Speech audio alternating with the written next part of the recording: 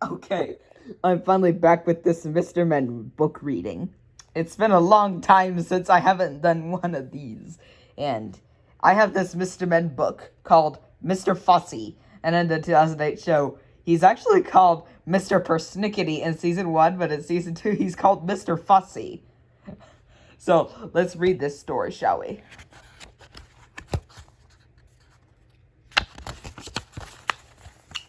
Mr. Fussy was fussy about everything. Absolutely everything had to be neat and tidy in its proper place. Mr. Fussy spent all day and every day rearranging his furniture and making sure the flowers grew in a straight line in his garden and trying to speck the dust where couldn't possibly be specks of dust because he spent all his time making sure there weren't any specks of dust.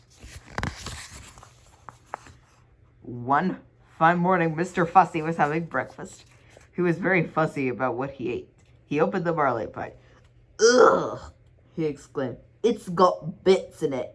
And he spent the rest of the morning separating the bits of the marmalade, or if you prefer, the marmalade from the pits. Fussy old fusspot, people used to call him.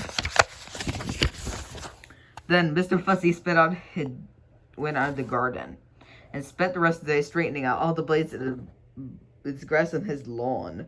Fussy old fusspot. That evening, Mr. Fussy was in his kitchen, ironing his shoelaces, when he heard a crash outside. "What's to do?" he murmured to himself and hurried outside to investigate.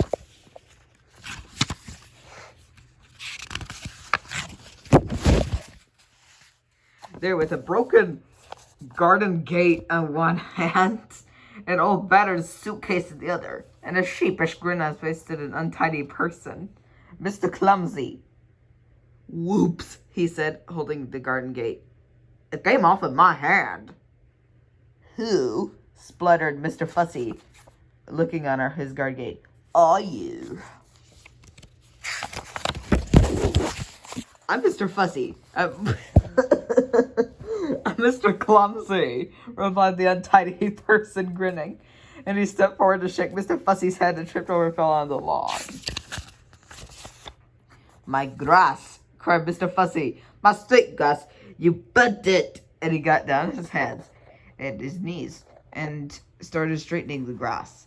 "But who are you?" he asked over his shoulder. "And where are you here?" "I'm your cousin," replied Mr. Clumsy. "Your long-lost cousin from Australia. I've come to visit." "Wait a minute, is this Australia? Is this some AC/DC people in Australia?" Okay, I'm off topic. Let's go. "Are you pleased to see me?" continued Mr. Clumsy cheerfully, knocking over a flower or two as he got up or picked up his suitcase, knocking over another flower or two or three. Mr. Fussy, quite possibly, wasn't pleased to see him. "You better come in," he muttered.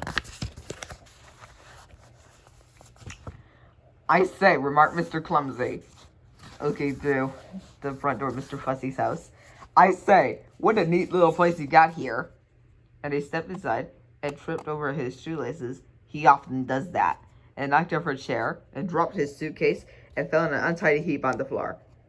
"Whoops," he said. Mr. Fussy... Mr. Fussy shut his eyes and heaved a sigh and groaned silently to himself. Later that evening, after Mr. Fussy had cooked them a meal, and after Mr. Clumsy had helped with the washing up 2 broken plates, they sat down to talk. Mr. Fussy sat, as he already did, and then, as he always did, in a neat and tidy fashion. Mr. Clumsy sat, as he always did, in a not-so-neat and tidy fashion. "How long are you staying?" asked Mr. Fussy. "Oh, I don't know," grinned Mr. Clumsy. "A few days, a week, a year, I have not decided." When he woke in the morning, Mr. Fussy jumped up and went to his bathroom. "Oh no," he guessed. "Oh no." Oh yes. Mr. Clumsy had been there for him.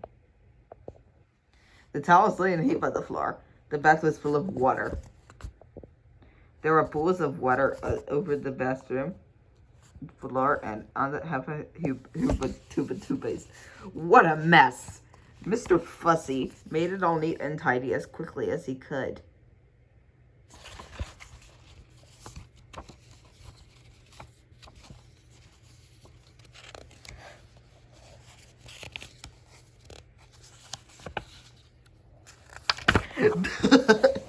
Then Mr. Fussy hurried downstairs, warning to his cousin cheerfully, "I've cooked your breakfast. Sit down." There was an awful mess everywhere. The warehouse of Mr. Clumsy carried a plate of broken fried eggs to his table. Breakfast. They dripped over some shoelaces, and then the eggs were there, and then they landed all over Mr. Fussy. Sticky, greasy. Yellow fried eggs. Whoops, said Mr. Clumsy. Okay, after a week, Mr. Fuzzy's house didn't look like his house anymore at all. This is Clumsy's house. Disgusting. But after 2 weeks, Mr. Clumsy decided to move on.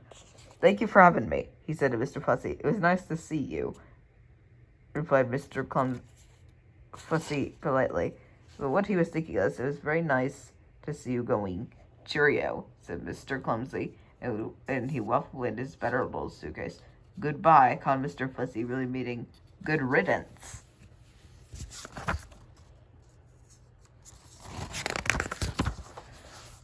Then Mr. Fussy cleaned around his house as he never fussed before. Fuss, but polishing and mending and repairing and straightening and sorting out and cleaning and putting everything back in a bin before Mr. Clumsy had to come to stay. He even dusted the flowers in his garden. That evening, Mr. Fussy was in his kitchen, polishing an egg, when he heard a crash outside. "Oh no!" he groaned. "Not Mr. Clumsy back again. It can't be. It mustn't be. It isn't." And it wasn't. It was someone else. Someone who had just walked straight through Mr. Fussy's garden gate. Somebody who can't help having little accidents. Somebody you may have met before. "Hello," smiled Mr. Bump. "I've come to visit." Disgusting.